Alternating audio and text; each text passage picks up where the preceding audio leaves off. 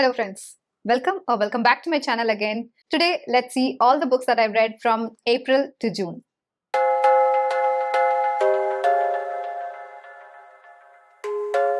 This year has been insanely wild in the reading aspect for me because I have read around 60 books till the end of June, which is insane. I have never read such amount of books in my entire life in a half year.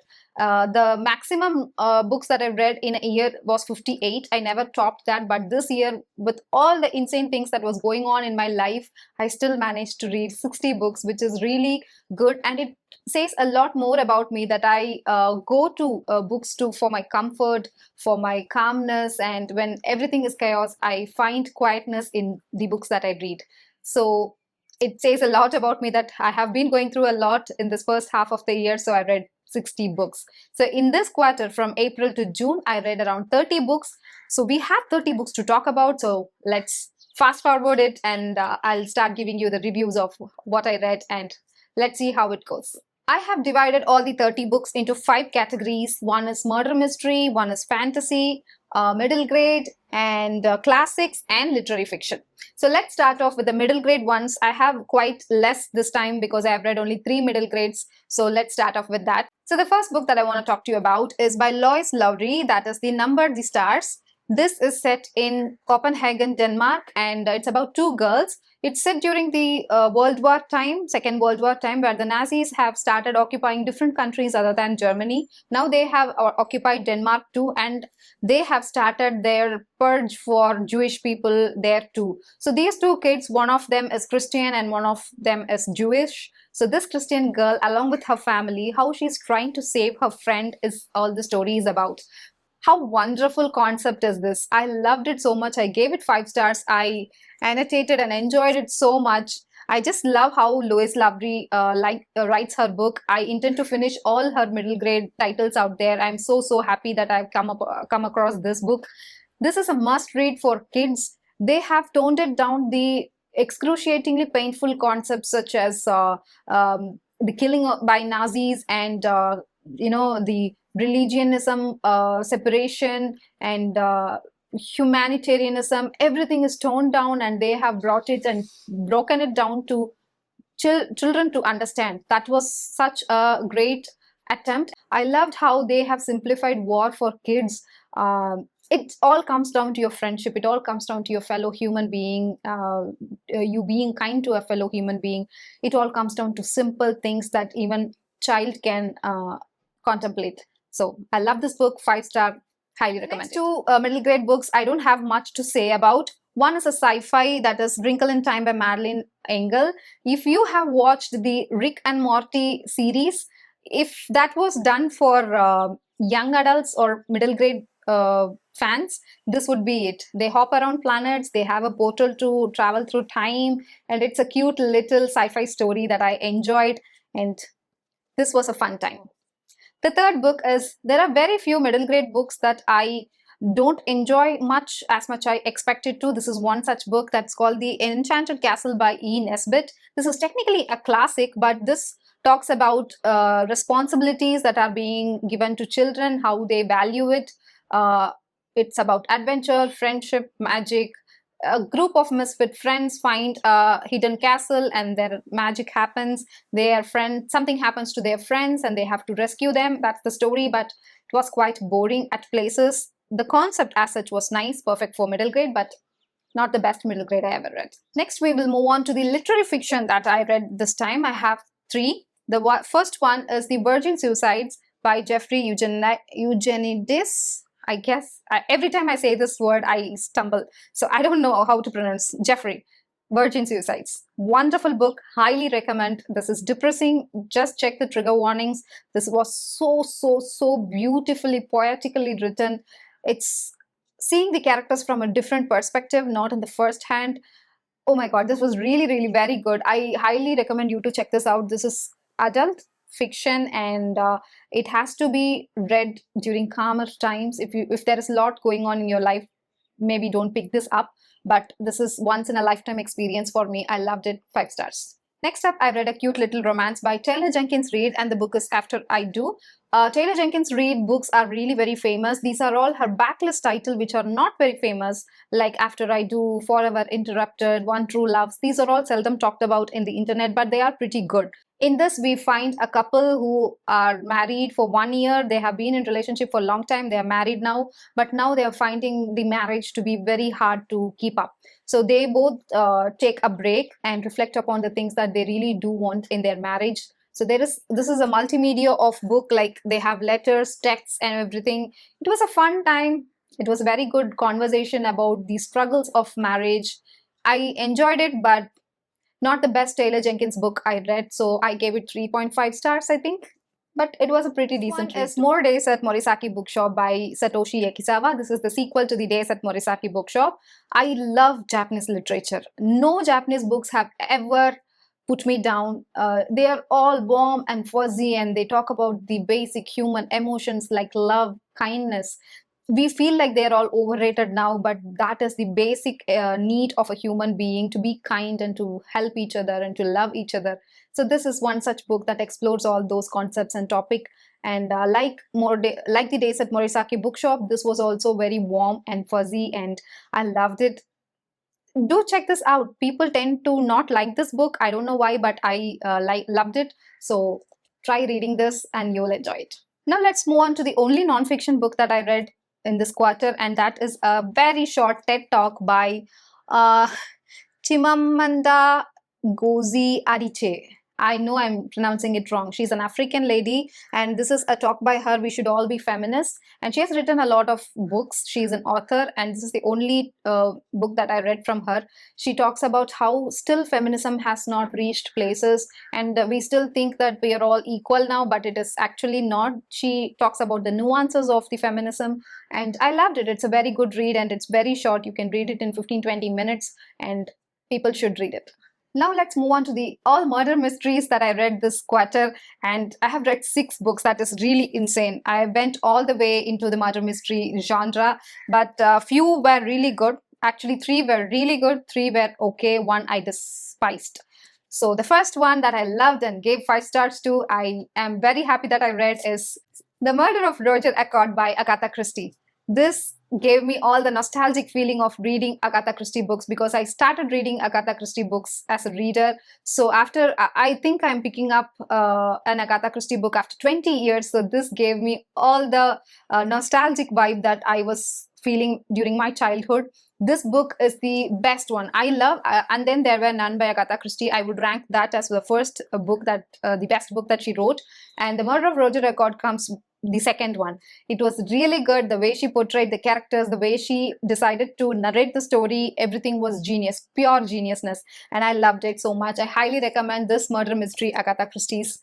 You have to check this out. This is also a Agatha Christie book, but this is a Miss Marple mystery. Hercule Poirot is not there in it. And this is a Caribbean mystery. And this was like a vacation that I took to Caribbean islands. It was really good. There's a hotel, there is a group of people, and there is murder after murder that's happening there, and Miss Marple figures out what happens and why it is happening. It was really good. That's the best vacation I took this year.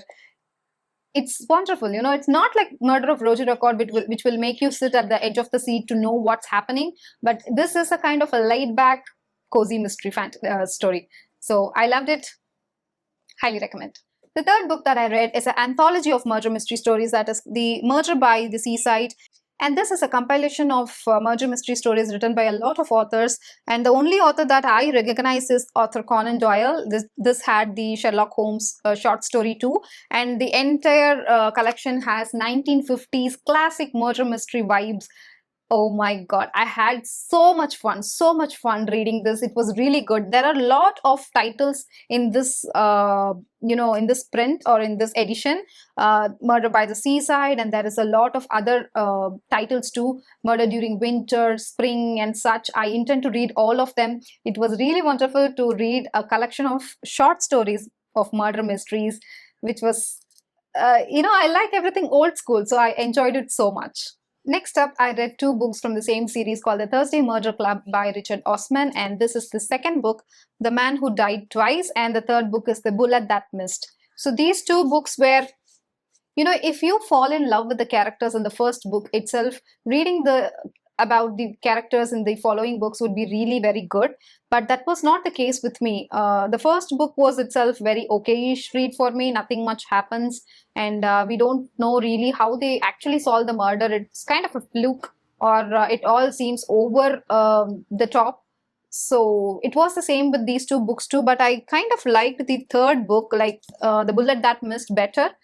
In the entire three books, this was much better. It was fast paced. This book was again okayish. It had diamonds, Walt, the characters' friends will be, or ex-husband will be from a spy agency. It's all over the top. It kind of doesn't fit like a character. It feels like forced. So these two books I would not highly recommend, but these are all beginner friendly as a thriller. So I think beginners would really enjoy this. And I have one more book to go in this series to just finish it off. I hope it happens soon. The one book that I despised in this murder mystery category is actually does not have any murder in it if I think about it. It is a plain thriller, and that is The Nine Perfect Strangers by Liane Moriarty. And this was a Netflix movie that came out last year, so I thought it was going to be really very good, but it's plain boring for me because this happens in a rejuvenation spa or some kind of center. So people having different problems come there for silent rejuvenation, and a lot of people's backstory comes in play, and there are flashbacks for a lot of people. We get to know a lot of characters. That is the kind of book that I hate the most. I want the pages to start just flow. I don't want a lot of backstories. One is enough, two is enough, but nine perfect strangers, so nine perfect backstories were there. That was putting me off, and the overall point and the overall plot of the story was not convincing for me to have a good time in this book. Maybe thrillers is not my genre this time, except for classic thrillers that I love, but this kind of murder mystery thrillers are not my cup of tea. By the way, I gave it 1 star. The next category that I want to talk about is classics, and look at this. These are all short classics, and I'll talk about it very fast because I think it's going to be a very lengthy video, but these are all around 150 pages, below 200 pages. They are all short books that you can binge. And the first book that I want to talk about is The Call of the Wind by Jack London. This is about a dog that has been taken away from a judge's place. It's stolen, and it is it is sold to where the gold mining is taking place. It is famously called some kind of gold rush that is happening in Canada. Klondike gold rush that was happening in Canada during the early 19th century. So this is about that dog, its transformation, how it has been brought up like a tame domestic dog to a wild dog. That is the story. And if you are a dog lover, probably don't pick this up because it has large number of violence against dog. For this dog to get to that wild nature, it had to go through a lot. It was very, uncomfortable to read about the dog violence. So, but it's a nice story. It is a very good story, coming of age story for a dog. I loved it, but too much of violence. One is, you don't need to read this, basically. It's Heart of Darkness by Joseph Conrad. It's about the African expeditions that the Europeans make, but they try to tell the sorrows that are happened in Africa, but they failed at it. To be honest, I did not feel anything about it. And this entire book is a single monologue of a person who's narrating the story to his friends. That was very boring. I don't know why this book even exists. That's all I want to say about it. I did not enjoy it. Not recommended. The next book is Let's Talk Something Fun. That is The Canterville Ghost by Oscar Wilde. I had super fun reading this. It's very short, by the way, and it's about a ghost that is staying in a place, and a family comes there to stay, and this ghost wants to scare them, to terrorize them, but the family is so brave and so least bothered about the ghost's existence. They always insult that ghost, and the ghost is going into a depression because it's not scary enough for this family. It was wonderful thing, and the ending was emotional. The first 80% was very funny and hilarious, and the last 20% was emotional, and it talks about really hard hitting topics which were very good. So I highly recommend you to check this out. Oscar Wilde may be one of my favorite author now. I really want to read The Picture of Dorian Gray now. The next book that I want to talk about is kind of a miniature version of Crime and Punishment by Fyodor Dostoevsky, but this one is The Stranger by Albert Camus, and this has won a Nobel Prize, and this is written during 1960s. It has a backstory, I think, which I'm not sure about. This has come out in a very specific incident in history, but I am not sure about it, but I could appreciate this book nonetheless. This character makes a crime for without having any guilt or repent. He just commits the crime. What happens to his mental stability and what happens to him is this story about. It's really very nice and it's really very good. I loved it. I gave it 5 stars, and this is one of such a rare book that will always stick to you throughout your life. You'll never forget this book if you read it. Highly recommend. Next up, I read 2 plays from George Bernard Shaw, and this is also written in during early 19th century. So this is Pygmalion and this is Candida. Pygmalion is about that if you have read the Greek mythology, Pygmalion is a person who has created a perfect statue, perfect woman from a marble statue and gave it life, and he expected it to be being the perfect characters for a woman, and he took that concept, and he in this story, a guy finds a flower girl who's not educated, who's not anything in society, and makes her a woman, a lady out of her. So this is that, and she turns out to be what he did not expect, and that is the story about, and it is a feminist story, I should say. It was really very good. In this one, there's a girl called Candida, and she has to choose between 2 people, her husband and the one that confesses love to her. He is a friend of her husband, and she is the one to decide. It's a very interesting take on what is in a woman's hand and what the society thinks her role is in a family, and it's really good. And I learned about Bernard Shaw that he was the father of the movement of modernism, and he has given voice to the woman's right during his time, and it's all reflecting upon his books. So both Pygmalion and Candida both were good. I preferred Pygmalion more because it was more detailed. Candida is very short for the essence of the book to cherish. So Bernard Shaw. One more play that I read is A Doll's House by Henrik Ibsen. So this is a very good play about a girl called Nora, and this is again a family setting, and her rights and her choices, are they made for her or it is really hers? It is all a very good take on feminism. I could see how revolutionary these dramas would have been on stage during that time when these are all not thought about for a woman. So it really made me think during how it would have been received during those times. So this is highly recommended, and this one is a 5-star read for me. I highly recommend. The last classic that I read is a very well-known huge classic that is in the trend now, that is The White Knights by Fyodor Dostoevsky. This was a story of unrequited love, tragic, unrequited, sad love. But it's just not that. It's about loneliness, what it does to a man being lonely, not accepted by society, and living through harsh winters alone. It's all collage of so many things, and this was really very good. And I could see after reading this book that I have watched so many adaptations from this book, not knowing that it was the White Knights adaptation. After I read this book, everywhere I see, I feel like this is a White Knight adaptation, this is a White Knight adaptation. So I felt like very lucky and humble to have read this book. And there is a movie called Iyarkai in Tamil that was a White Knights adaptation. It was a huge hit. I love that movie. I'll pop the poster of that movie somewhere. If you want, you can just have a look at that movie too. The last genre that I want to talk about is fantasy, more like YA fantasy, because all these books are young adult except 1 or 2. So I'll start off with the books that I did not like, so I can end this video on a happier note. So the books that I did not like or did not enjoy are The Caraval and Once Upon a Broken Heart by the same author, Stephanie Garber. So this both are a part of trilogy. This is the first book in the Once Upon a Broken Heart trilogy, and this is a Caraval series, and that's the first book. I don't intend to read the rest of the books in this series. Both were engaging. I read both of them over a weekend. I finished it very fast, and I annotated the Once Upon a Broken Heart too. I enjoyed it, but that's it. There's nothing to say more about it. This did not catch my attention, or this does not make me think about that book even after finishing it. I did not vibe with the characters.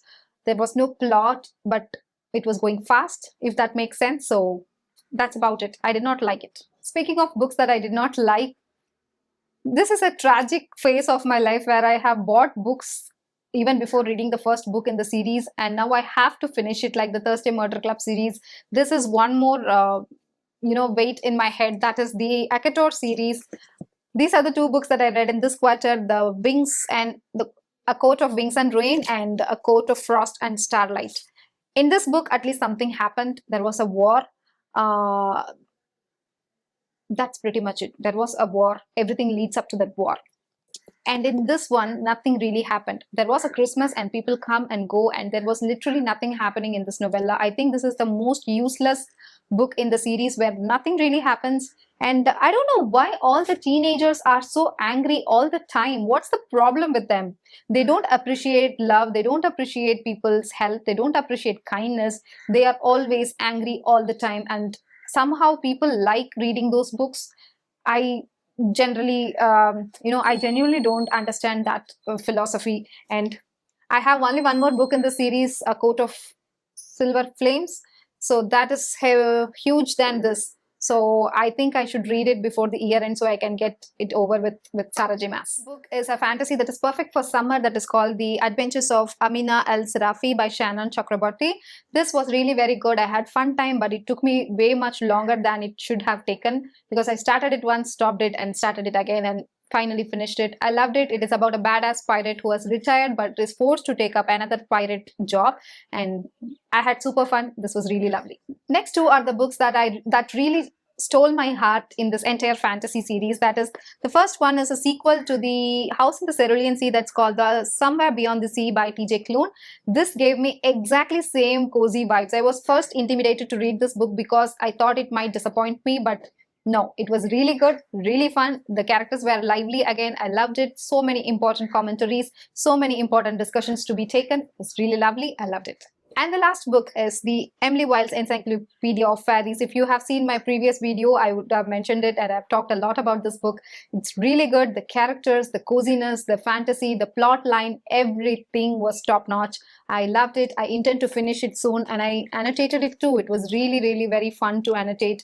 I keep on thinking about these characters, keep on thinking about this land. I want to soon pick it up, the second book. I hope I will enjoy this. So that is pretty much it, guys. These are all the books that I read in the month from April to June. I also read two more novellas called The Prince and the Troll and Greystone's something story that I'll pop the images of. Those are all very short books that I read from Amazon Kindle. So that is all that I read, and I'm very happy that I read 60 books. So let me know what are the books that you read. Have you found anything interesting from these pile of books? Let me know all those things in the comments. I would love to know. I would love to chat with you guys. So until I see you again in a very next video with a bookish content, this is Sushmita signing off. Keep reading. Bye-bye.